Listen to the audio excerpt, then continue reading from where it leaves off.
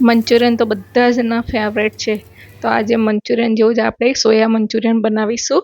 તો soya Manchurian બનાવવા માટે સોયા ચંક્સ આવે છે, એ તમને કરિયાણાની સ્ટોર કે ડીમાર્ટમાં પણ મળી જશે. તો 1 કપ સોયા ચંક્સ લીધા છે, એને આપણે ગરમ પાણીમાં 15 થી 20 મિનિટ માટે આપણે પલાળવાના છે. તમારે પાણીમાં ના પલાળવા હોય તો તમે એને ગરમ પાણીમાં 5 મિનિટ માટે બોઇલ પણ કરી શકો છો. તો હવે એને આપણે ઢાંકીને 15 થી 20 મિનિટ માટે મૂકીશું.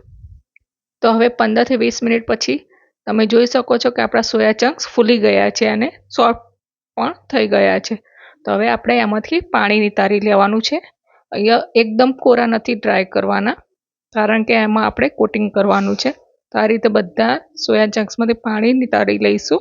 હવે એમાં સ્વાદ પ્રમાણે મીઠું, ½ ટીસ્પૂન કાળા મરી પાવડર, 1 ટીસ્પૂન કાશ્મીરી લાલ મરચું, 1 ટીસ્પૂન આદુ મરચાં લસણની પેસ્ટ લઈશું.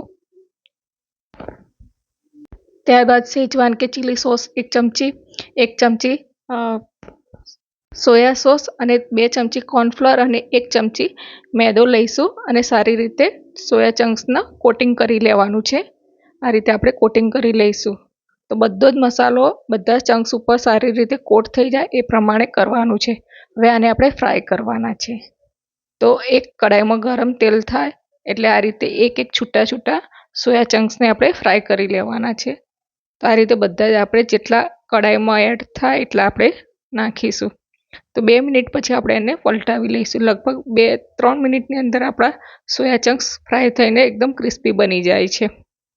તો તમે જોઈ શકો છો કે એકદમ સરસ કલર પણ આવી ગયો છે અને એકદમ ક્રિસ્પી પણ છે. તો હવે આ સોયા ચંક્સનો તમે અવાજ પણ સાંભળી શકો છો. તો છે ને એકદમ સરસ ક્રિસ્પી. હવે આપણે મંચુરિયન બનાવીશું એનું.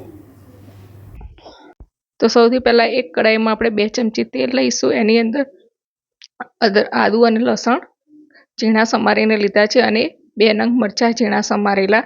ત્યારબાદ ડુંગળી લઈશું ½ કપ જેટલી. અહીંયા વેજીટેબલ્સ તમે તમારા ટેસ્ટ મુજબ લઈ શકો છો, વધારે કે ઓછા. હવે એની અંદર આપણે ગાજર, કોબીજ, કેપ્સિકમ આ બધા ઝીણા સમારીને લીધા છે.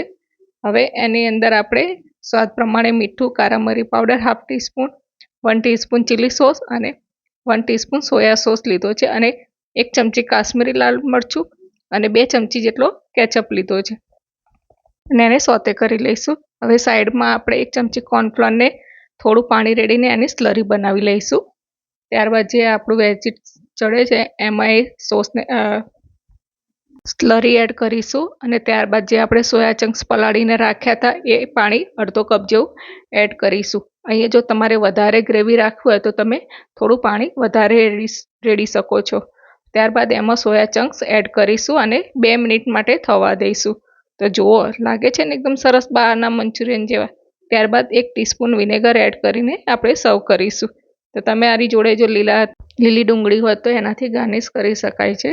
તો તૈયાર છે એકદમ સરસ બાળકોના ફેવરેટ એવા સોયા મંચુરિયન્સ, જે મેદાના મંચુરિયન કરતાં એકદમ અલગ છે, પણ ટેસ્ટમાં કોઈ જ ફેર પડતો નથી અને ખૂબ જ ટેસ્ટી લાગે છે અને પ્રોટીનથી ભરપૂર છે. તો તમને મારી આ રેસીપી કેવી લાગી કોમેન્ટમાં જરૂર કહેજો અને ચેનલને સબસ્ક્રાઈબ ન કરી હોય તો કરજો. તો મળીશું એક નવા વિડીયો સાથે. ત્યાં સુધી બાય.